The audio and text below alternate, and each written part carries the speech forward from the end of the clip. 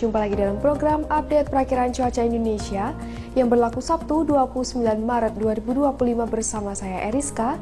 Mari kita simak informasi selengkapnya. Sobat BMKG, siklon tropis Courtney diperkirakan masih akan aktif di Samudra Hindia Barat Daya Banten. Sistem ini membentuk daerah low level jet di Samudra Hindia Barat Daya Banten dari sebelah barat hingga timur laut sistem.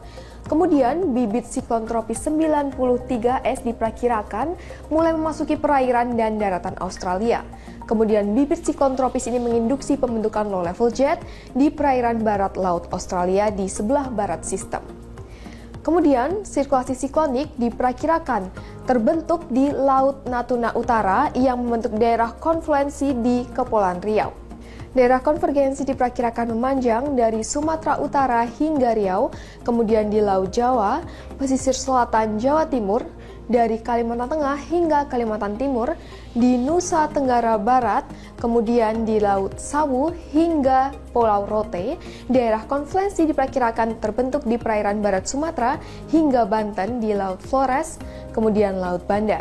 Kondisi tersebut mampu meningkatkan potensi pertumbuhan awan hujan dan ketinggian gelombang laut di sekitar wilayah siklon tropis, bibit siklon tropis, sirkulasi siklonik, dan di sepanjang daerah low level jet, konvergensi atau konfluensi tersebut. Sobat BMKG, kombinasi dinamika atmosfer tersebut menyebabkan potensi hujan sedang hingga hujan lebat dan cuaca ekstrim yang perlu diwaspadai meliputi wilayah sebagian Sumatera, kemudian di Jawa Barat, Jawa Tengah, Bali, Nusa Tenggara Barat, Kalimantan Tengah, Kalimantan Timur, Kalimantan Utara, Nusa Tenggara Barat, Sulawesi, Maluku, dan Maluku Utara, serta Papua dan Papua Barat. Sobat BMKG, peningkatan kecepatan angin hingga mencapai lebih dari 25 knot diperkirakan terjadi di Samudra Hindia Barat Sumatera hingga selatan Banten, kemudian perairan selatan Jawa Timur hingga Nusa Tenggara Timur yang mampu meningkatkan tinggi gelombang di wilayah perairan tersebut. Terdapat potensi gelombang tinggi 2,5 hingga 4 meter di Samudra Hindia Selatan Bali. Kemudian waspadai juga untuk potensi banjirop di pesisir Kepulauan Riau, Sumatera Barat, Kalimantan Timur, Sulawesi Utara, Maluku, dan Maluku Utara. Selanjutnya, kami sampaikan perakiran cuaca signifikan untuk beberapa kota besar di Indonesia, seperti di wilayah Medan berpotensi hujan sedang, kemudian Jakarta berpotensi berawan tebal, kemudian Bandung berpotensi hujan ringan, dan di wilayah Surabaya berpotensi hujan petir. Selanjutnya, di Makassar berpotensi hujan ringan, dan di wilayah Jayapura berpotensi hujan ringan. Untuk kota-kota besar lainnya, mari kita simak informasi selengkapnya. Perakiran cuaca kita awali dari Pulau Sumatera diperkirakan berawan tebal di wilayah Banda Aceh, hujan ringan di wilayah Tanjung Pinang, Pekanbaru, dan Padang, hujan sedang berpotensi terjadi di wilayah Medan.